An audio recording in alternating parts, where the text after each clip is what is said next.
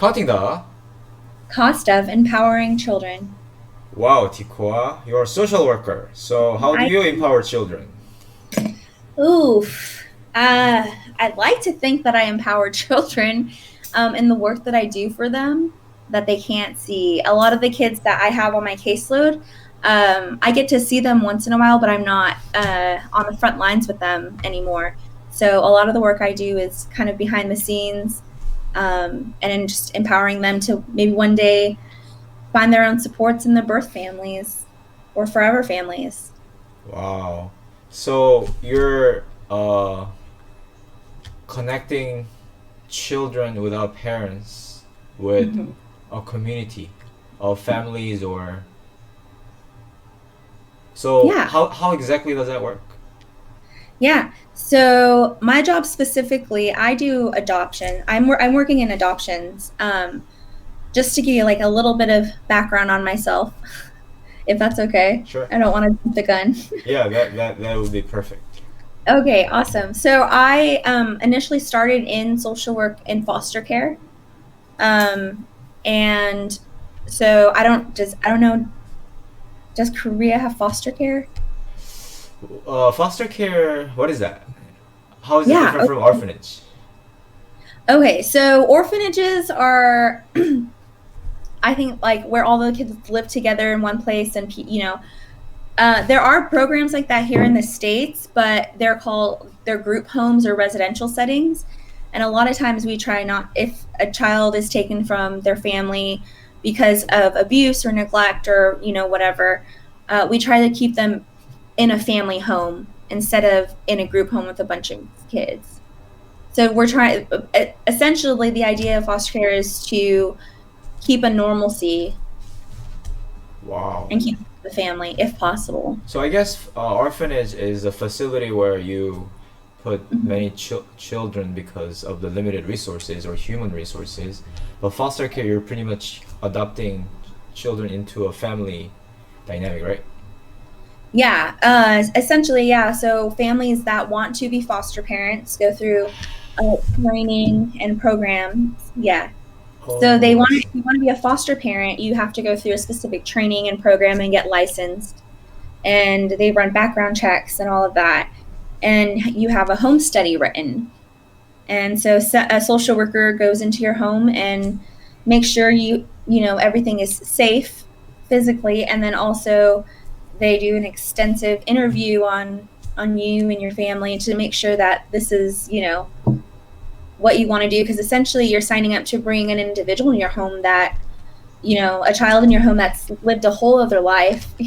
you know you don't know, so yeah, that's kind of You're you're an inspector.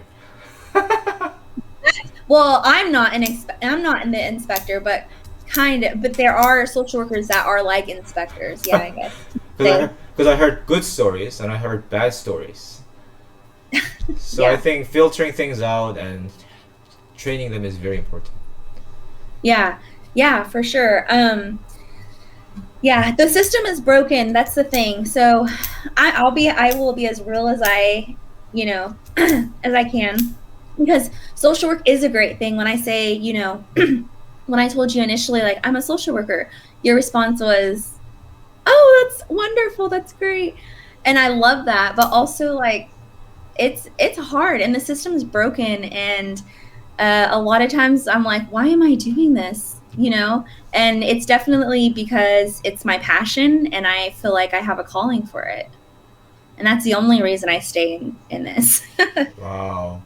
Yeah. So when did you feel called to be a social worker? Yeah. So a little bit about myself. I am adopted. I'm originally from Colorado, and I lived with my birth family until I was about 8 or 9. Well, my birth mom until I was about like 8 or 9. Everything's like really fuzzy. I don't remember a lot of things from my childhood. Like things are blocked out, obviously, because of trauma brain, right? Which has helped me understand a lot of the kids I work with. Because I'm like, I've been there, I've experienced it, I get what you're going through. But um, I was living with my aunt, and I was too much to deal with. essentially, and I was having a lot of behaviors because of the trauma that I've been through and the things that I've seen of my mom. She was in abusive relationships my entire childhood, and so a lot of my memories with her, unfortunately, are really scary and pretty traumatic. I watched, a man hold a gun to her head when I was, and those are like memories that I only have with her, right? It's crazy. And that's not the most even traumatic thing. You know what I mean? So I think ever since I was little and going through that, I always thought like, I want to be someone who is safe for a child. Like, if I can be a safe place for someone or a child and hold that space, that's so essentially since I was a child going through all of that with my biological mom. And then I was living with my aunt, and I was having all these behaviors and not doing well in school because, obviously the Yeah. trauma. Yeah. You can't really focus. You can't expect a kid to get all A's and B's and even C's if they've lived if they are stuck on fight or flight mode, or Yeah. just survival mode. Uh-huh. So I was obviously, as a child, you don't know how to express all of that I just expressed, Wow. like, hey, I just went through a lot. Like, this is why I'm behaving this way. So a lot of behaviors. So my aunt was just like, I can't anymore. So she, her partner's son was actually Adventist, one of her sons, and he lived in Georgia. And she thought, oh, we'll send her to a Christian boarding school and she'll be fixed. Maybe, hopefully, maybe. You know what I mean? We'll send her to a Christian boarding school. And and the aunts I lived with at the time, they were doing the best that they could. They were doing everything that they could to keep me safe and keep me, up to date in school and such. And they just couldn't handle my behaviors. And, I get that. So they did the best they could. And so they reached out to her son and they were like, hey, can she go to this boarding school? And it was Georgia Cumberland Academy that they were trying to send. Oh, okay. Yeah. So, yeah, well, because their kids went to GCA, Okay. So I don't know. So I didn't know that my aunt was asking the family if they wanted to take me in. I had no idea. They just sat me down one day and they were like, do you want to move to Georgia? And I was like, sure, why not? Whatever. Like, I was just like, I want to be anywhere but here. Like, I was just, really behaviors, just very defiant and stuff. I'm like, whatever, I just want to be gone. Little did I know that meant packing up all of my stuff in a truck and driving across country from Denver, Colorado, all the way to Calhoun, Georgia. Wow. How long does it take? It took us about 24 hours, maybe 48. It took us a couple days for sure. That's so far. It was a long trip. It was a long journey, but yeah. So the family lived in Calhoun, and they dropped me off, and the next day they left. And I was just like, I asked my aunt, like, what do I call them? And she said, Mom and Dad. And I was like, oh, that feels awkward. That feels like uncomfortable. But I was like, okay, I guess like if that's what they want to be called, I guess like maybe they had a conversation and they want to be called Mom and Dad. I don't know. Like, it's the weirdest thing.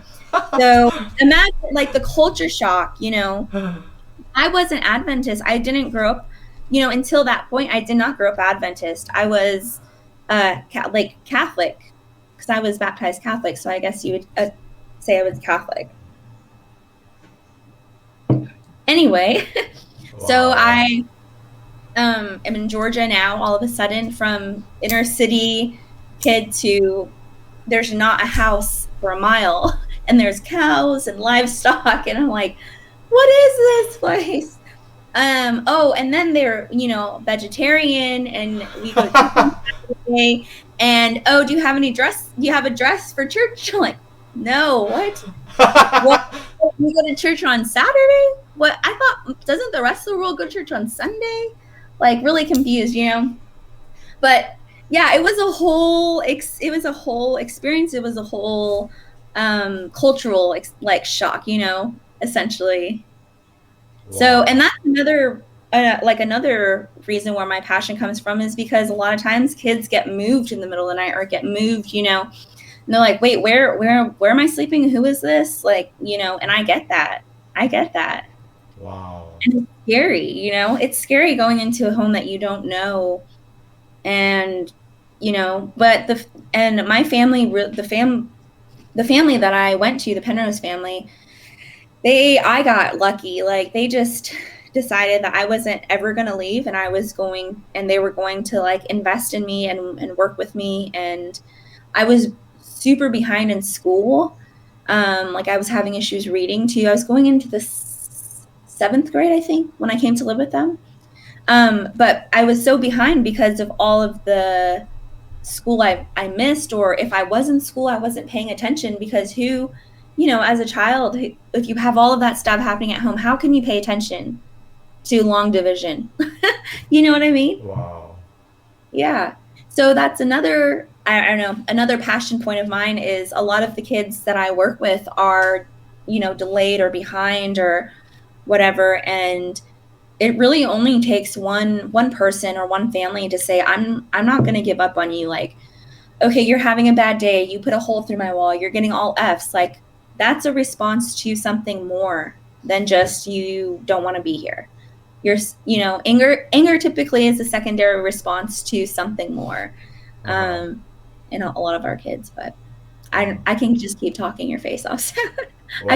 you can project anytime. Wow. So, hold on. So, when you said you had trauma with your biological family, and you said you don't remember much, is that Mhm. a defensive system to try to forget things that you don't want to remember, or is this actually you don't remember things? Because I remember a lot of things that Yeah. happened before 8.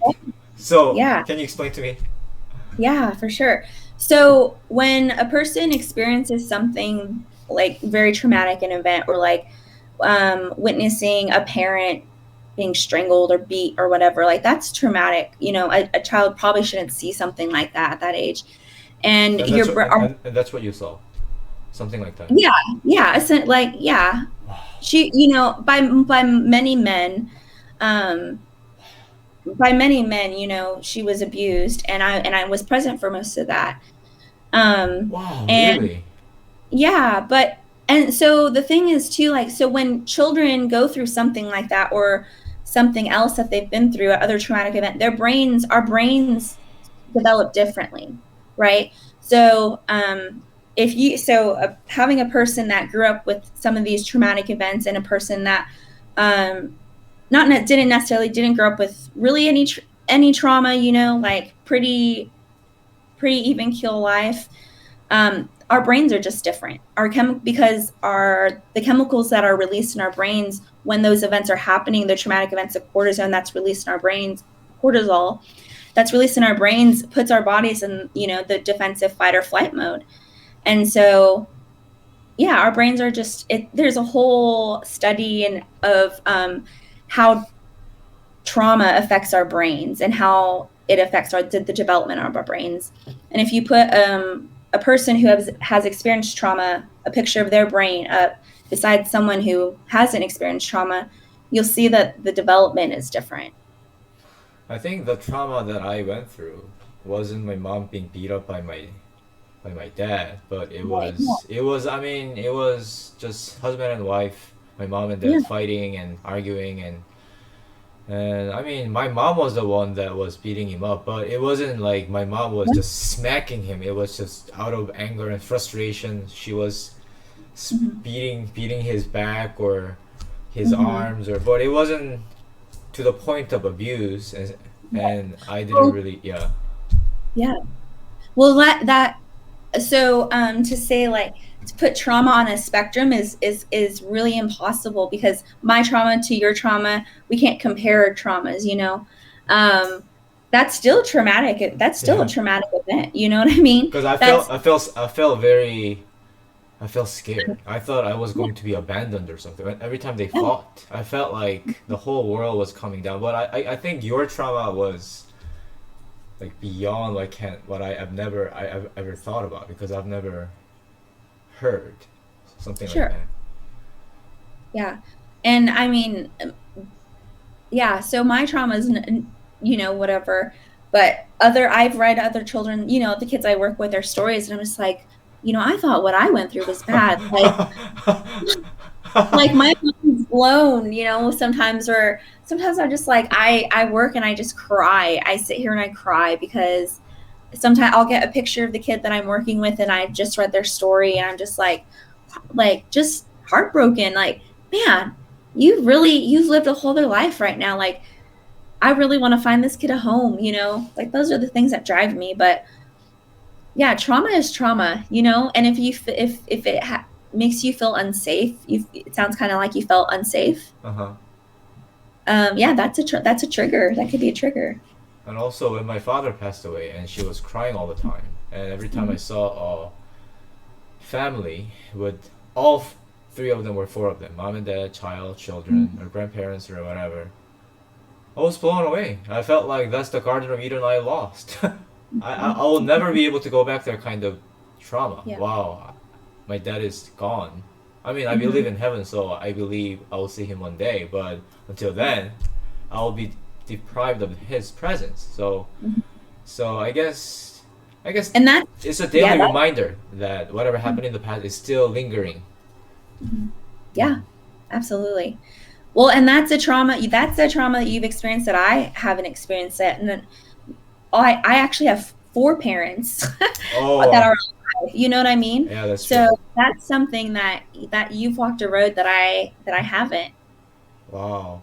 So you're talking about your biological parents, that you are considering them as parents, and how have you been able to juggle your relationship between your biological parents and your aunts that you stayed with, and your adoptive parents? How does that work?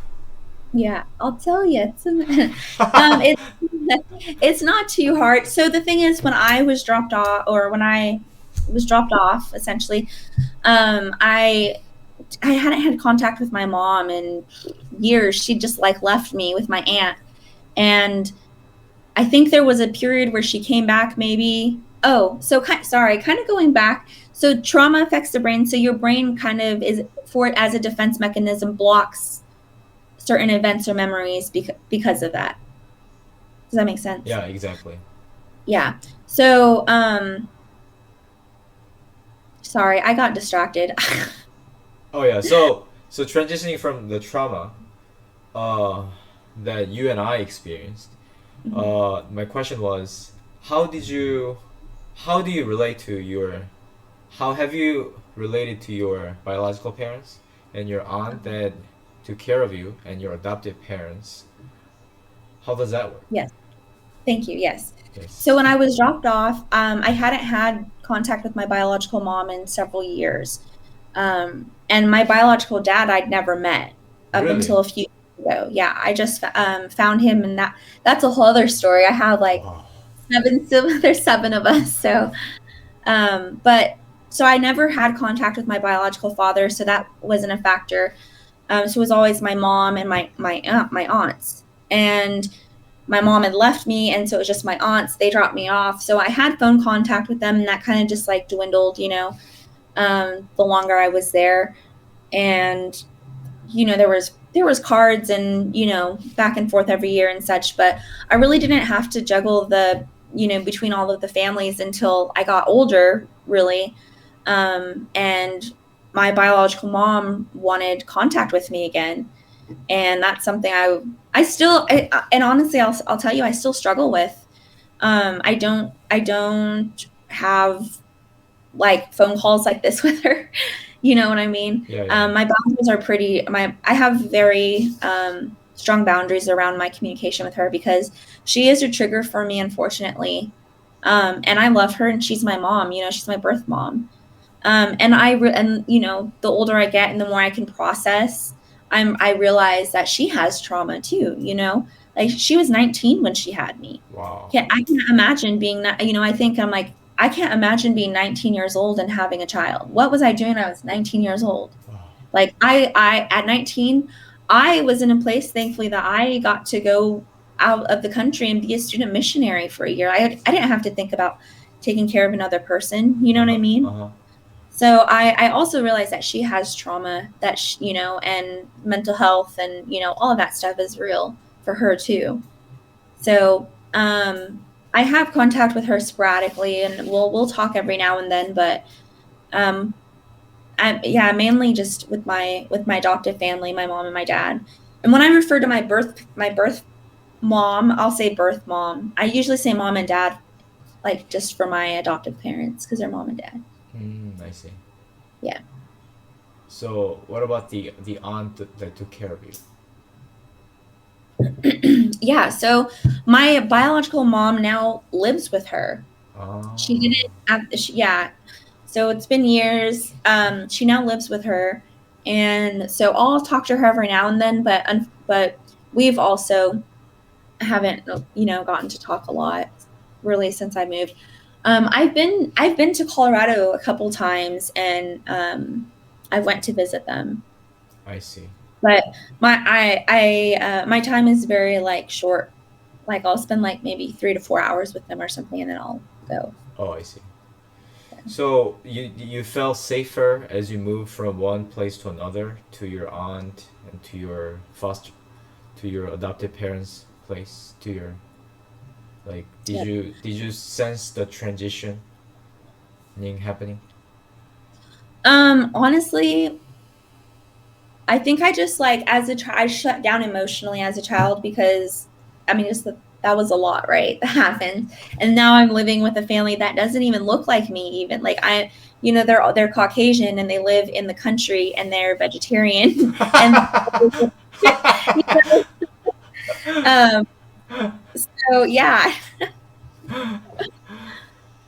but it's not that I don't want to have those relationships, like my biological mom and stuff with my aunt, but Uh-huh. it just like doesn't happen. I don't know. We just don't, we've just lost contact. And I texted her the other night, my aunt, and just told her like, just reminded her that I love her. And, because life is short, and like, no matter what, she did the best she could for me. She got me to a place, that I don't know that I would be here, and Yeah. have the time that I have. And she really did like fight to give me opportunities that Yeah.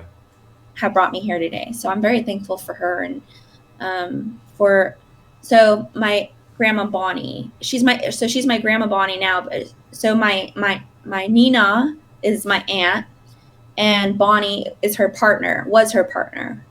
And Leaf, who is my dad, my adopted parents, Penrose, is Bonnie's son. Oh, they're related.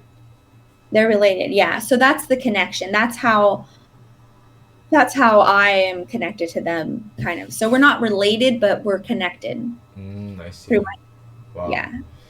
So, I mean, I'm a teacher, and you're talking about empowering children. Um, when you put yourself in children's shoes, do you remember the adults that inspired you to become a better person? Do you remember their legacy? Do you remember their character traits? Can you talk about Yeah. those people to me? That's a great question. That's a great question. I love that.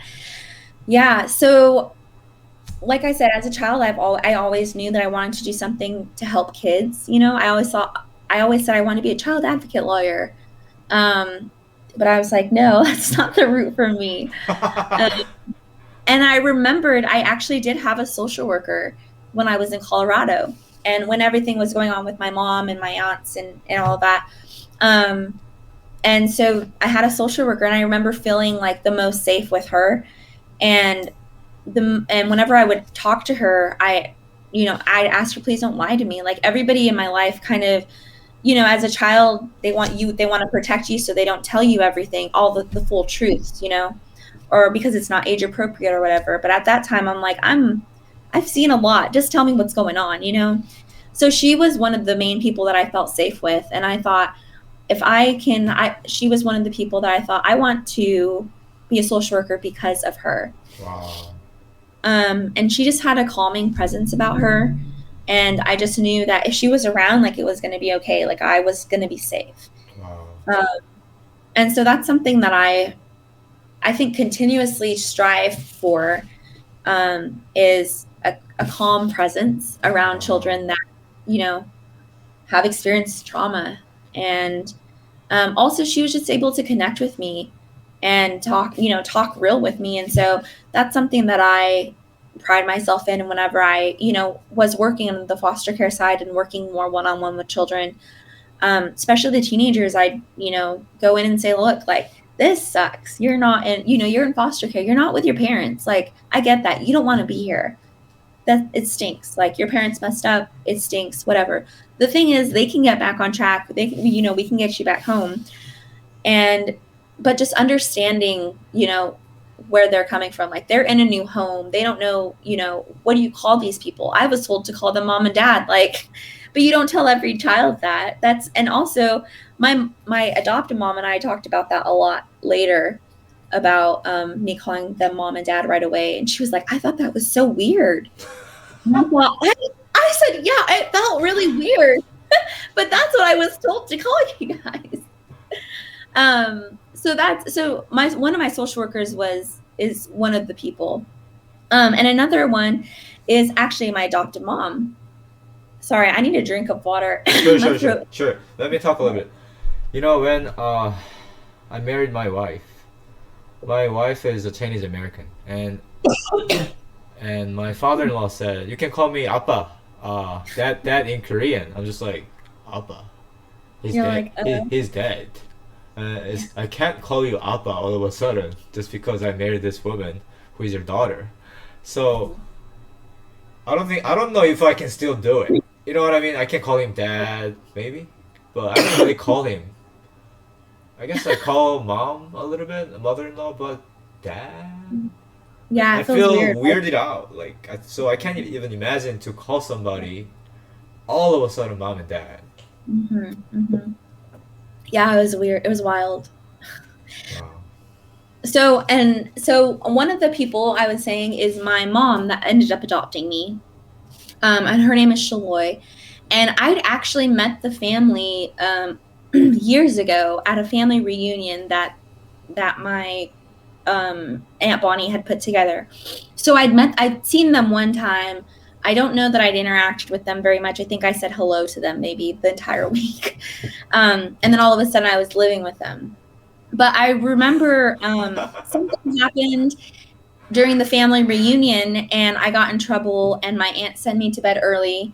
And I don't know if she sent me to bed without dinner or something, but Shaloy came in and she was the sweetest. Like, her voice, I mean, even today, like, talking to my mom she is like the sweetest voice, and it's just calming. And she's a mom, she just felt really bad for me, and she came and like laid in bed with me, and she brought me, food, and she was just like really kind, and she listened to me, and she asked me about my mom and like how I felt and all of that stuff. And I thought, man, like, as a child at that time, all of the people around me, were trying to keep me safe, but they weren't.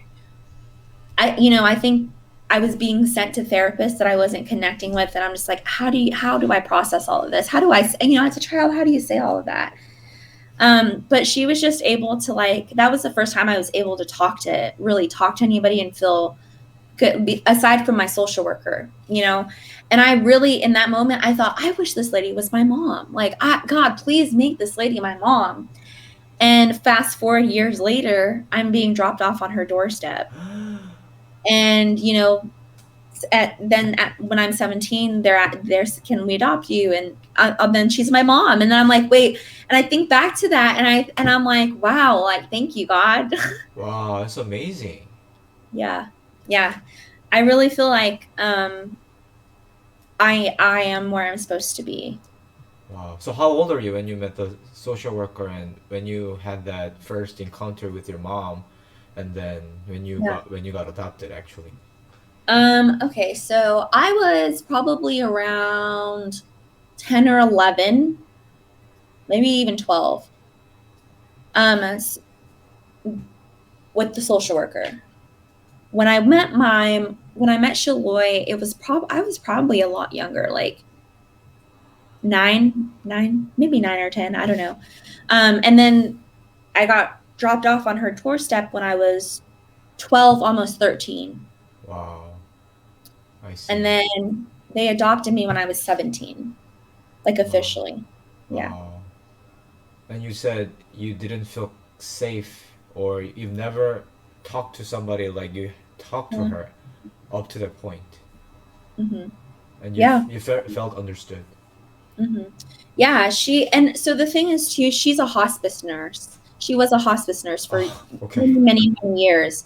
So Okay. she's naturally therapeutic. Like she's a natural, God has given her a natural therapeutic like energy around, you know what I mean? Wow. And so, like, just being around her was just like so comforting. And she's a mother, and so she is, listening, and so she naturally has those abilities because she was a hospice nurse for so long. Comforted families as their loved one was passing. So she has, those skills already. Um, and so I don't know, I feel like God just kind of knew that's what I needed. Wow. She is what I needed. That's so beautiful. Earlier you said the brokenness of the system is not perfect, but it sounds like no matter what you do with the system, it's gonna fail you at one point. But when you have that person is can be better than a system, or a system would work a lot better with those kind of people that Yeah. have that sweetness in their character. So Hmm. how does what kind of work do you actually do as a social Yeah. worker?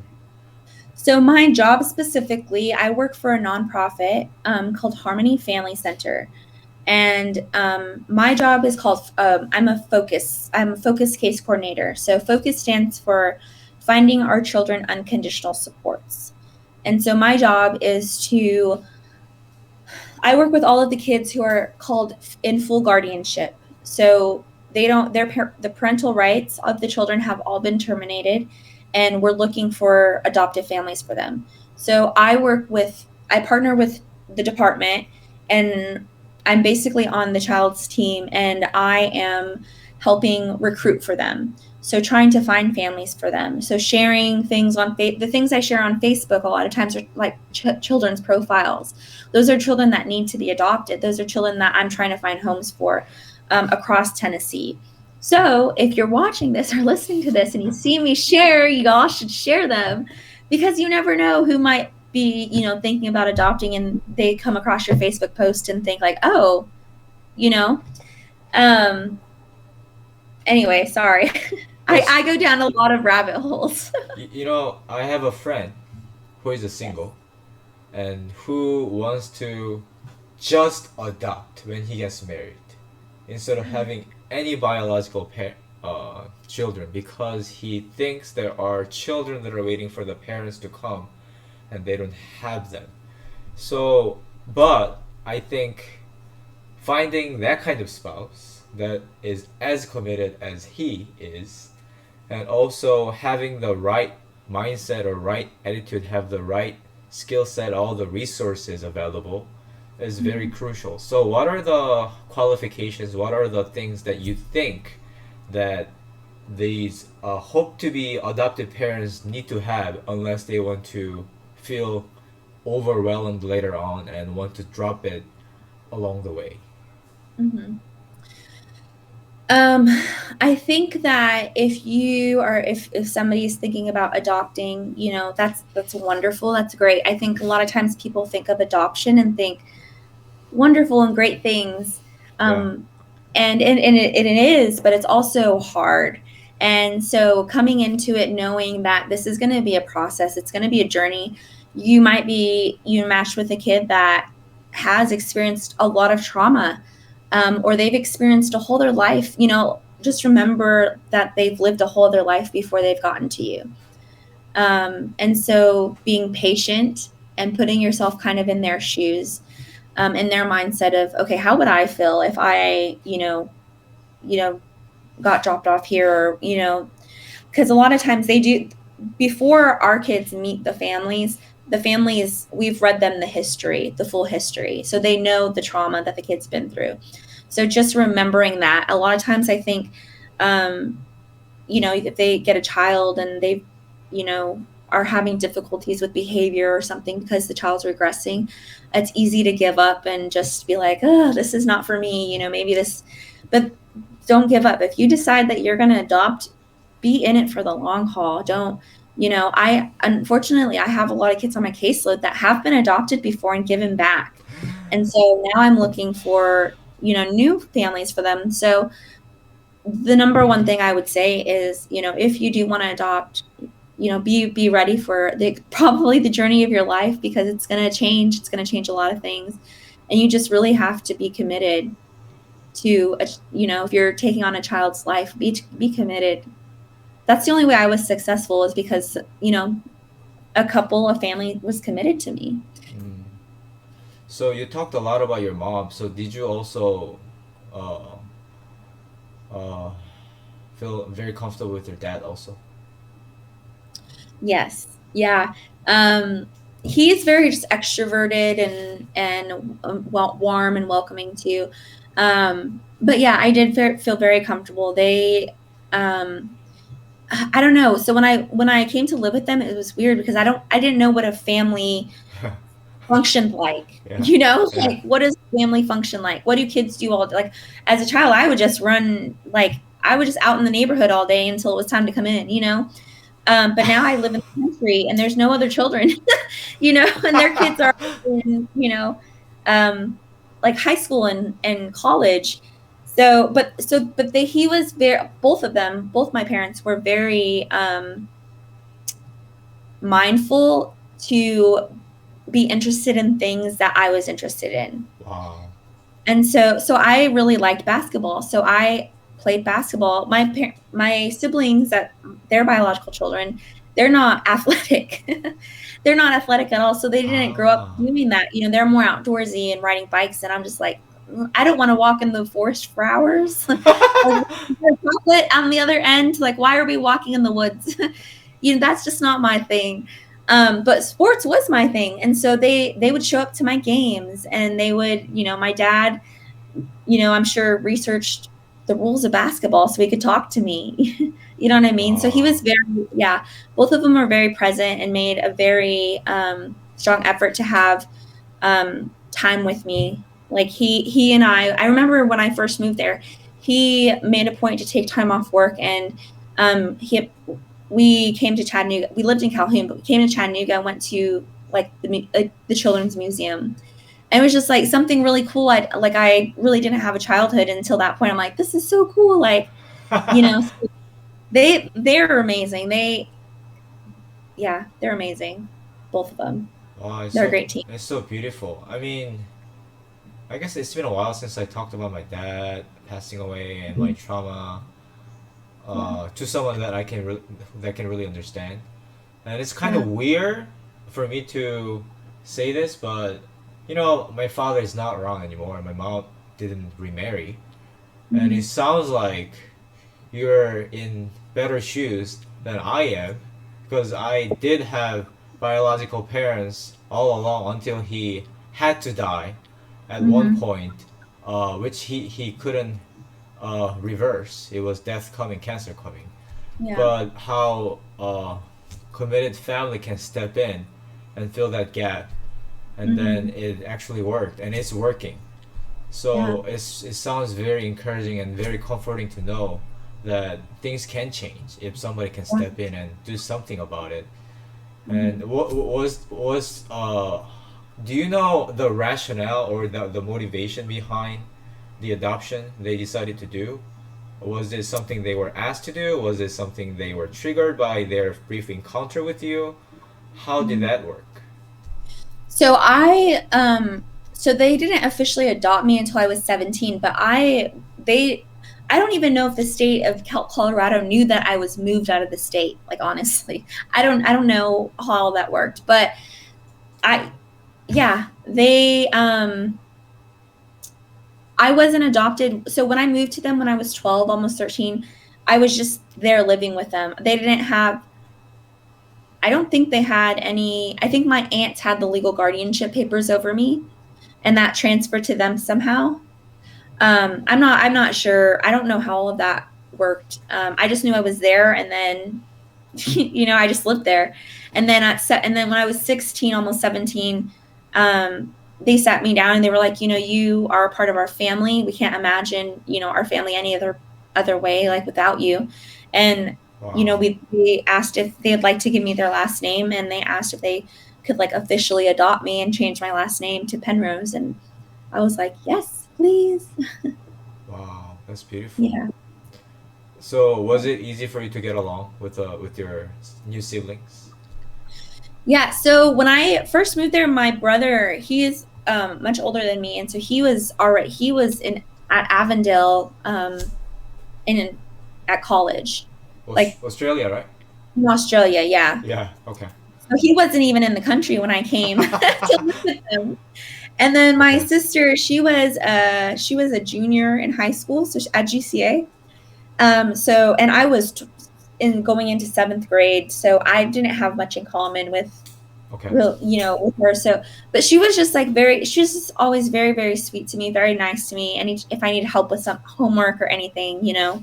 But she kind of, I mean, she was a teenager too, she had her own life in a car, and you know but yeah, I mean, we're close, I think, to this day. I love her dearly.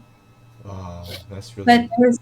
there's never been any like fighting or anything between us. We just always got along. Wow, that's such a beautiful story. Yeah. So, do you uh uh so other than finding adoptive parents for children, Mhm. there is another project that you've been working for, right? So finding adoptive families is part one, and then part two is finding support. So focus stands for finding our children unconditional supports, and so part of my job is finding them supports in the community. And so I decided I'm calling it my project, One Church One Child. And so that's what I'm trying to get people to adopt or sponsor one of my kids, where they'll show their videos or show their pictures in church, and people will pray over them and pray for the specific child and pray for the workers that are working with them, pray for the people, me, for searching for families, pray for the families that are wanting to step forward, and pray for their future families and their future supports. And if somebody wants to become a mentor for this child, through the church, that's great too, because they could do that, and then that's another support in the community at a church that a child has, you know, because they do lose all their supports, they lose all, contact with their family. It's important to have community supports and have, that. So, Wow. So, what made you want to start that project in addition to finding parents? yeah, my boss, my boss made, so so they were trying, so I am over Tennessee Valley region. So but there's other regions in Tennessee. So because, it's a long state. And they were doing it in another region where surrounding churches would adopt a child, and this led to the children getting mentors, even like cards at birthdays, just like, hey, happy birthday, people are thinking about you on this day, we're praying for you, or we're thinking about you. And I think it might have led to an adoption, even because a family was visiting a church and saw, like, Really? oh yeah, Wow.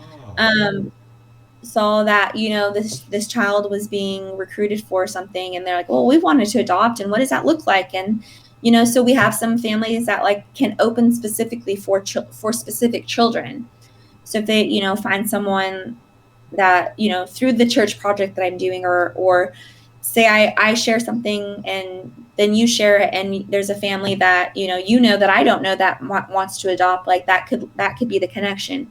So I'm trying to essentially get any supports that I can for them in the community. Also prayer, because I've seen the power of prayer, and I've seen it work firsthand. And I pray for all of my kids that I work for. As I read their stories, that I go through families and read their stories to try to pair them. I pray for guidance and discernment, and So yeah, that's the project I'm doing. So far, I talked to two churches. One church told me that they had too many ministries, so they can't take it on. And then the other church, yeah, Okay. I know. I told my boyfriend, and he's like, "Oh yeah, it's something." He's like, "What? They don't have room for the orphans?" Like, what? Just, oh, it's okay. I'm like, I get it. Churches have a lot going on. That's a lot, you know. But I did talk to another church this afternoon, and they want to talk to the conference about it. So hopefully, we'll get somewhere with this. Oh wow, Yeah. I see. But yeah, I'm very appreciative so far. I'm very appreciative of the churches that have responded back to me because I keep reaching out, and some of them I've set up meetings with, and then they don't. It just doesn't come through, or something's happened, or I don't know. So I thought it would be a little easier to get churches to on board with this. Not. I'm mad about it. I'm not gonna lie. I'm just kind of like, oh, I'm kind of sad about that. Like, Yeah, what is it's that? very sad actually. It's very You know, extremely sad actually. I'm just like the churches want people to come in, like Yeah. but like cool, but also you guys want ministries. Yeah, I think it's very, very sad that we're too busy to serve. Yeah, it's just a lot of hoops to jump through. Yeah, yeah. Which is that's cool. I'll jump through some hoops if it means like that a church supports one of my kids and prays for them and whatever, and maybe they find a family through it. Like I'm okay with that. I believe that God sets divine appointments. Mm. Do you think that that's something that can work? Uh, is that are you looking Yeah. for the churches just within Tennessee, or are you looking for churches further away? So all of the kids that I work with are on a website that anybody in the US can see them. Ah, okay. So I'm looking for churches in the area because it would be cool. A lot of kids that I work with are from this area. So if I can find families in the area that would be willing to say, oh, I want to adopt, and they can stay in the area they grew up in instead of moving across the country like I did, which is a huge culture shock. That's true, that's true. Even in America, that's what they're trying to do. But I think that because you can see them anywhere in the US, I say that any church that is willing to work with me and do this where they are, I will 100% work with them wherever they are in the US because they can see any of our kids and adopt.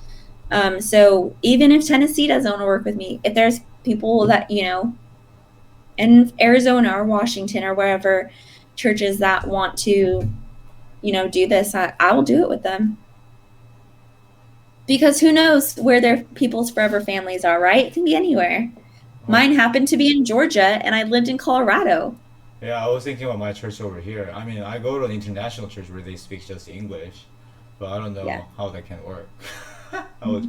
I was thinking Yeah. about it, but I guess video calls like this may work with Uh, those children, teenagers. yeah, I don't know. That would be that. So that would then we're getting into international adoption now, and that's that's different. I don't think I'm specifically just talking about adoption, but the support Yeah. peers, or you know what I mean, the churches that can Yeah. pray over, or that can Yes. Yes. befriend them, That would be awesome. or even the Yeah. people that those children can help somehow by talking to somebody that are in greater need or something like that. Mhm. So I was Yeah. thinking about those kind of things. Yeah. Yeah. Yeah.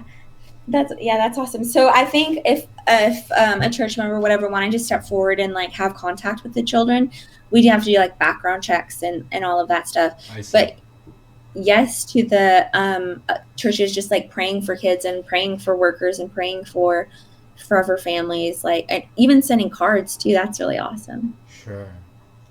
I guess. Yeah, I just had a board meeting and I was thinking about it, and Yeah.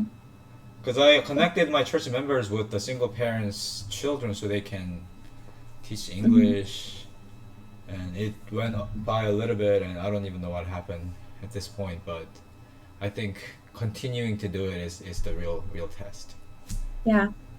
Yes. keeping going is the test. It is. Yeah. So I have a last question here. So foster care, um, is that is that good enough for children?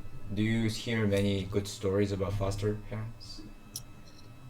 Yes and no. I think that at the end of the day, pe- people want to be with their biological families, no matter what, the trauma they've been through, or whatever. People love their parents. Um, I've heard, I mean, there's good and bad stories, just like in anything. Sometimes parents do more harm than good as far as like re-traumatizing, or, because there's, it's not just physical abuse. There's emotional abuse, there's psychological abuse, there's spiritual abuse. Um, and so, that can happen in a foster home because, you're getting people that also had trauma themselves, and that's why they're wanting to step up and help, and sometimes they can be triggered and be in their own crisis. And I think at the end of the day, that there are also very great foster homes and amazing adoptive parents, and I've met them firsthand and seen, and I get to watch some of my kids grow up online because I'm friends with the family that adopted them, and just like, wow, so thankful for that. But then there are some bad apples, I see. and so you asked if I think foster care is good enough, and it's not. I will never be good enough. I think that um, permanency and stability with a family is like the most important thing.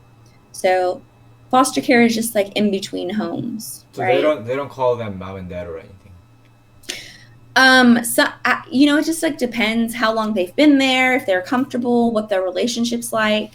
Sometimes they just call them by their first name. Okay. It just really depends, yeah.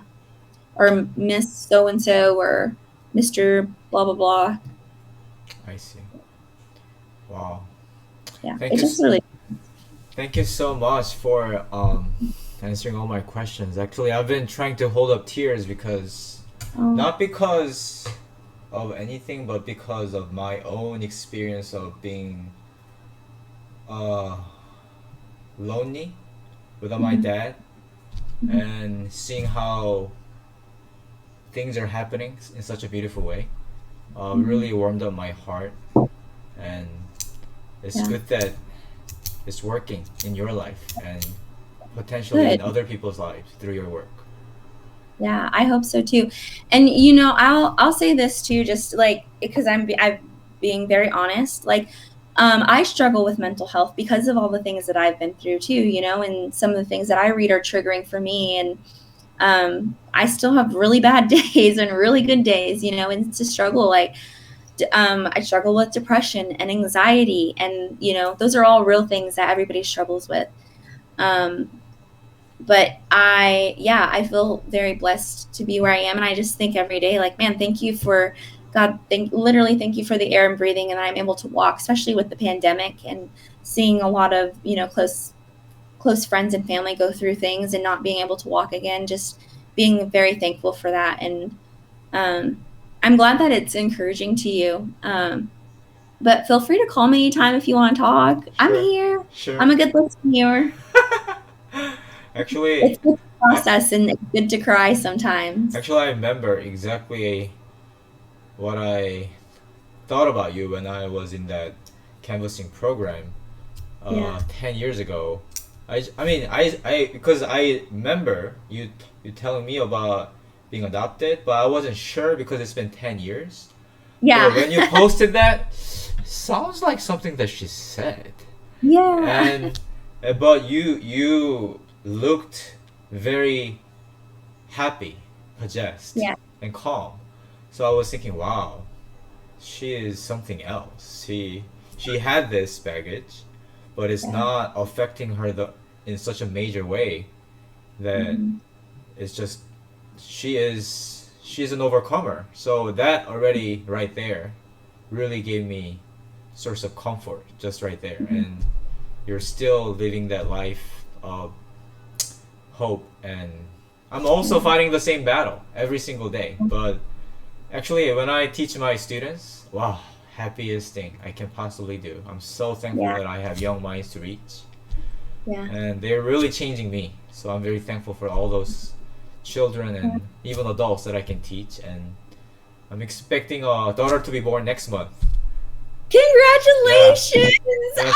Yeah. So it's very very inspiring to hear your stories in many ways. Yeah, that's awesome. Oh, I love that. I love that I had no idea. So thank you for sharing that because I had no idea that's what the impression of me was or is or whatever. But I'm a huge advocate for speaking about mental health in like actually speaking about mental health and an advocate about feeling your feelings, even though it stinks and it's hard. But that's how, and I'm still going through stuff. My biological mom's still alive and she's still trying to reach out. And I've been triggered recently and I've had to go back to therapy.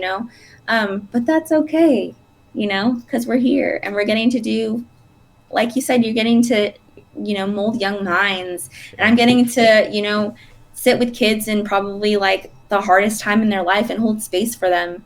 And I don't know, it's a blessing. Yeah. It's truly a blessing. I guess at that time I didn't know how to articulate it, but when I look Yeah. back, that was it. Yeah. Yeah. Hopefully we can catch up again, and I'm so Absolutely. thankful that you shared your story in such a Yeah. transparent manner. Thank you for having me and asking me even. I was just like, yeah, sure. I don't know what. Okay. Yeah, But I really appreciate it. yeah, And here, thank you for sharing your story too a little bit. yeah, I'm here to listen. I might start my own little YouTube channel. yeah. You should. I think you can draw a lot of people. Oh man. Well, thank you so much. I appreciate it. Yep. Oh, I hope you stay healthy and happy until the day we can catch up again.